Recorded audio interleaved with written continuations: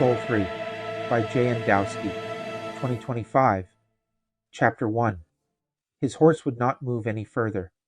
No matter how hard Dale tried to spur his mount to move forward, the animal refused to budge. "What is it, girl? What are you afraid of?" Dale looked at the path that led into the New Angle woods. "We have traveled through these woods a dozen times. What is spooking you?" It was then he heard a loud screeching bellow. His mare, terrified, rose up onto her hind legs, unbalancing Dale and dismounting him. He fell on his piku hard. The mare then turned away from the woods and bolted in the opposite direction, back to the Neethton city that they had just come from. "At least I didn't fall on my head this time." He stood rubbing his piku as he stood. The screech in the woods became louder and seemed closer.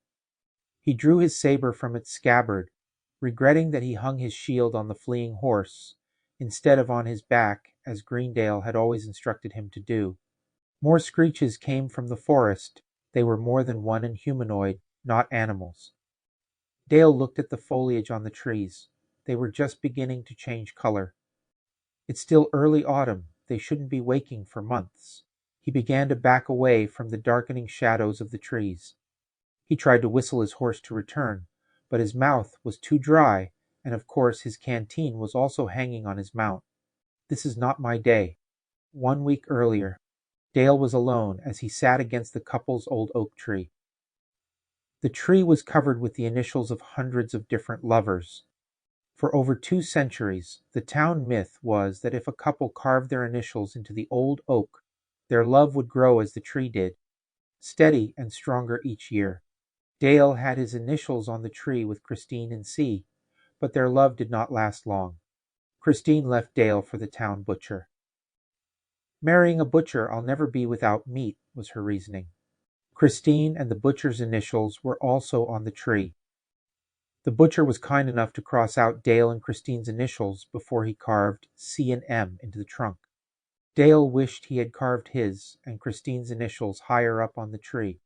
With any luck, when the butcher crossed out their initials, he would have fallen and landed on his knife. Dale smiled with the thought. He noticed Pete climbing up the green hill towards him. "Why do you come up here?" Pete caught his breath as he stood over Dale.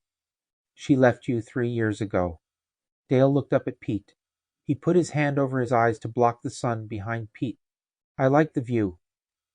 He looked back down at the small town of stone and wooden buildings surrounded by farmland and orchards. "You just come up here to wallow in losing her." Dale turned and looked up at their crossed-out initials on the tree. "Just proves you shouldn't believe in myths and fairy tales. Greendale is looking for you. Says he has a job for you." Pete shook his head, not understanding what Greendale saw in Dale. Dale stood, brushing off his piku as he did. He buckled his saber back on. "What's the problem?" Pete, 10 years younger than Dale, was only 18 years old. "I have no idea." "When does Greendale tell me anything? I do not understand why he always relies on you." Dale patted Pete on the top of his head. "When you get full frontal brain development, you will understand. Should be in another 5 years, not too long a wait." "Ha ha, very funny." Pete pointed at Dale's weapon. "I am just as good with that as you are." Dale headed down the hill with Pete close behind him. There is more to things than just knowing how to wield a sword. Greendale sat at his desk in the town's constable office. The one jail cell behind him was empty. Chopson was sitting on the opposite side of the desk when Dale came in with Pete still tagging along. Pete only asked to see Dale. Greendale dismissed the teenager. Pete wanted to protest, but knew it was pointless to do so. He turned around and left, closing the door behind him. "That's serious?" Dale responded, standing and looking over the 2 men sitting before him. Greendale, a man in his 50s, stroked his tightly trimmed beard. Not serious enough for Pete to start spreading an unwarranted panic. "So, not serious?" Dale looked for some place to sit, but not finding another chair, he stood. Chopson's powerful arms signified his years of cutting down trees for the local mill. Asked Greendale, "Do you need me any more?" "No, we're good." Greendale turned to the man. "Just keep me up to date if you find any more signs." "I will." Chopson stood a half head taller than Dale. He politely smiled at both men and left the building. More signs. Dale took the seat Chopson had vacated. Greendale did not respond immediately. Instead, he took a sip of the local tea.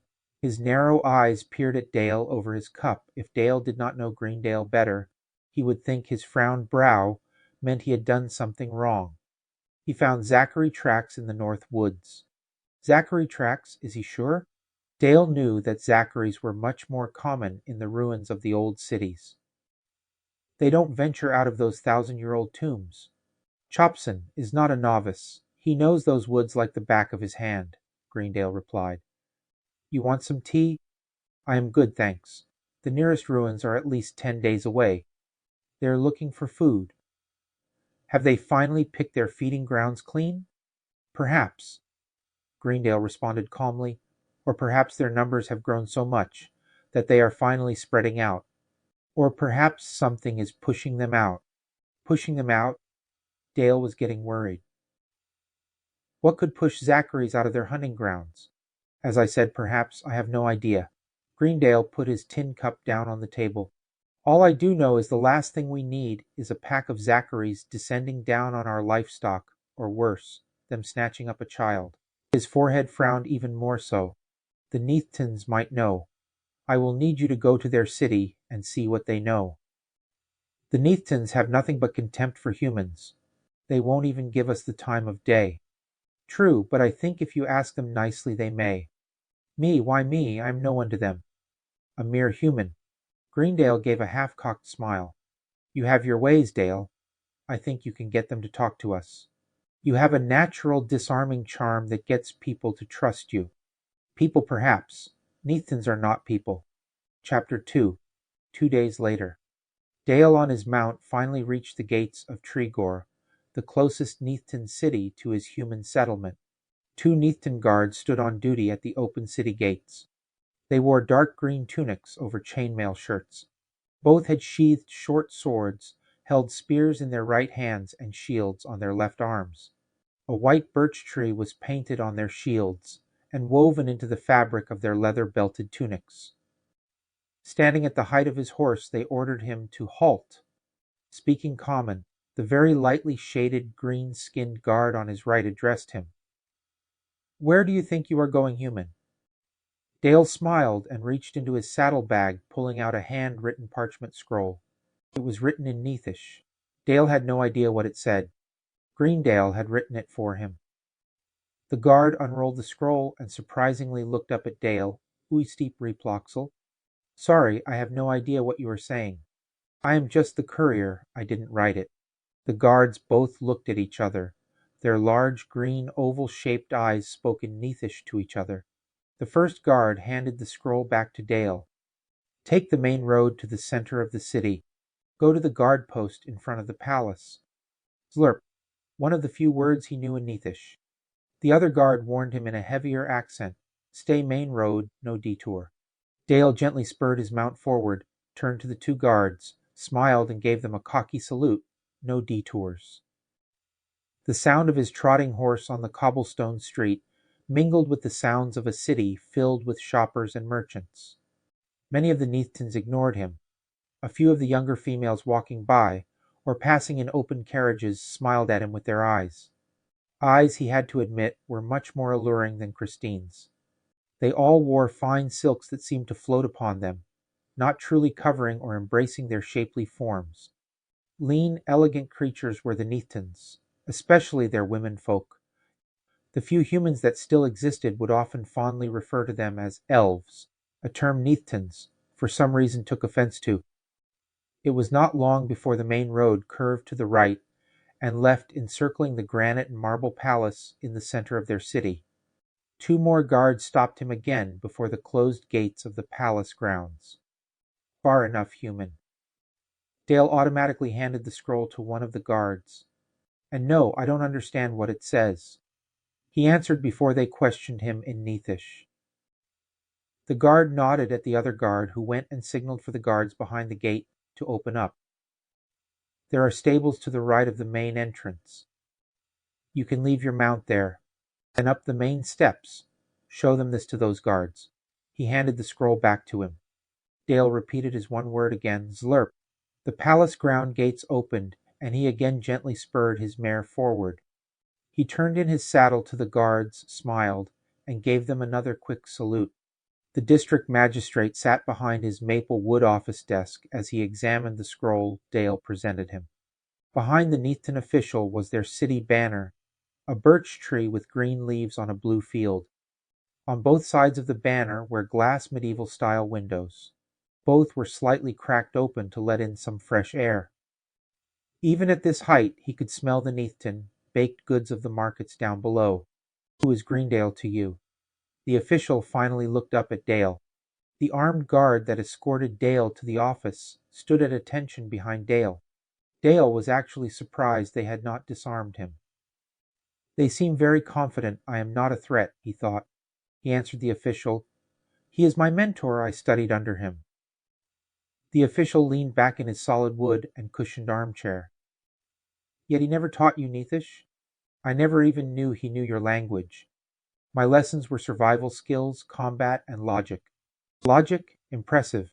A skill most humans seem to have lost ages ago." The official responded, "Sir, do you have any information that I can return with for Greendale? We have not had any scouting missions to the old human ruins for ages.